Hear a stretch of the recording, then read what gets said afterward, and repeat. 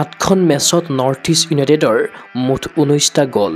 জৱাহৰলাল নেহৰু ষ্টেডিয়ামত গ'লৰ বন্যা বুৱাবলৈ সাজু গুৱাহাটীৰ দল। নতুন দিল্লীত নৰ্থ ইষ্ট ইউনাইটেডৰ প্ৰতিদ্বন্দ্বী পাঞ্জাব এফচি। শনিবাৰে নতুন দিল্লীৰ জৱাহৰলাল নেহৰু ষ্টেডিয়ামত অনুষ্ঠিত হ'ব ISLৰ এখন হাই ভল্টেজ মেচ।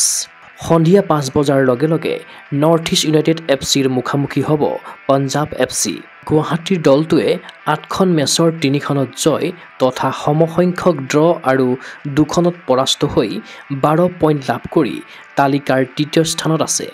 ইফালে পাঞ্জাব দলেও 12 পইণ্ট লাভ কৰিছে যদিও গ'লৰ গড় হিচাপত ষষ্ঠ স্থানত আছে।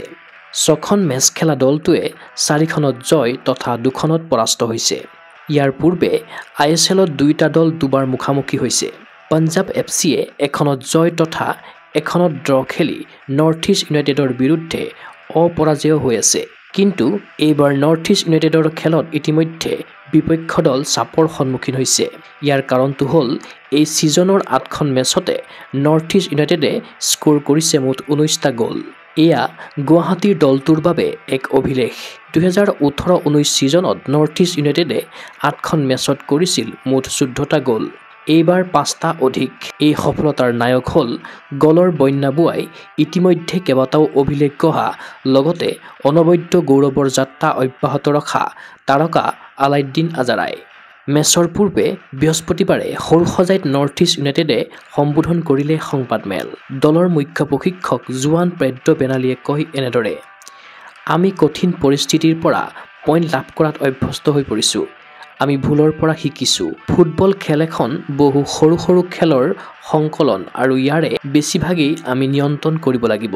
We're playing against a very strong team. Punjab, very organized team, very disciplined team. The coach worked very well. He's a very good coach. They have very good players, very intelligent players, strong ones, physically very strong team. Wouldn't be easy.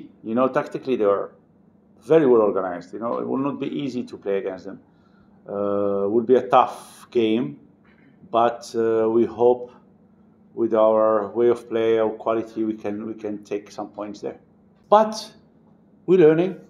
We're getting used to win. We're getting used to get points in very difficult fields, and we hope that 65-70 minutes we don't stop. And if you see, we scored also many goals in the end of the games, not only in the beginning. And as I say always, a football game, it's a lot of small battles, a lot of small games. We need to control most of them, and we need to keep the same intensity. But it's not easy. You play against another team and against strong players, against strong teams, and it's normal. They need to have some high moments also.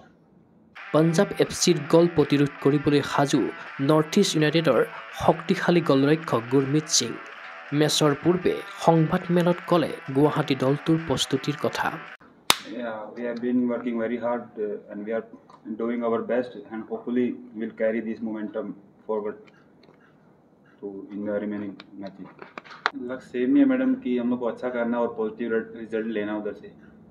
लक्ष्य वही रहता है कि हमको अच्छा करके आना है, और जो अवे गेम है तो डिफिकल्ट है, एज कोच सेड कि वो स्ट्रॉन्ग टीम है, तो हम लोग को फोकस रहना पड़ेगा और हार्डवर्क करना पड़ेगा। तैयारी बहुत अच्छा चल रहा है मैडम। উত্তৰ পূৰ্বাঞ্চলৰ ফুটবল অনুৰাগীৰ আশা নতুন দিল্লীৰ জৱাহৰলাল নেহৰু ষ্টেডিয়ামত পাঞ্জাব এফচিক প্ৰতিহত কৰক নৰ্থ ইষ্ট ইউনাইটেডে। জয়ৰ কৃতিত্বৰে তালিকাৰ তৃতীয় স্থানৰ পৰা শীৰ্ষ স্থানলৈ উন্নীত হওক North East United FC. News desk report Gogo Sports এনি। গুৱাহাটীৰ মাজমজিয়াত নৰ্থ ইষ্টৰ প্ৰথমখন এক্সক্লুচিভ মাৰ্চেল আৰ্টছ সামগ্ৰীৰ শ্ব'ৰুম তথা বিপণী Tirupati Sports. Karate, wushu, taekwondo, boxing, jujitsu, pencak silat, judo আদি 7টাকৈ সমৰ কলা ইভেণ্টৰ ইউনিফৰ্ম আৰু প্ৰশিক্ষণৰ সামগ্ৰী ইয়াত উপলব্ধ। Tracksuit, jersey, martial arts medal, memento, trophy ক্ৰয় কৰিব পাৰিব পাইকাৰী মূল্যত। ফুটবল, ভলীবল, বাস্কেটবল, ক্ৰিকেট আদি ইভেণ্টৰ সামগ্ৰীৰ ছাপ্লাইৰ বাবে অৰ্ডাৰ ওলোৱা হয়। কাৰাটে, টাইকোৱাণ্ডোৰ নেশ্যনেল ফেডাৰেশ্যনৰ দ্বাৰা এপ্ৰুভড ব্ৰেণ্ড আৰু আপ টু ডেট সামগ্ৰীৰ বাবে একমাত্ৰ বিশ্বাসযোগ্য আৰু নিৰ্ভৰযোগ্য প্ৰতিষ্ঠান। ঠিকনাটো হৈছে doctor B Barua road, house number 52, first floor, Ulubari, Guwahati 7। Phone number 908508 83493, email sanju_regal@rediffmail.com.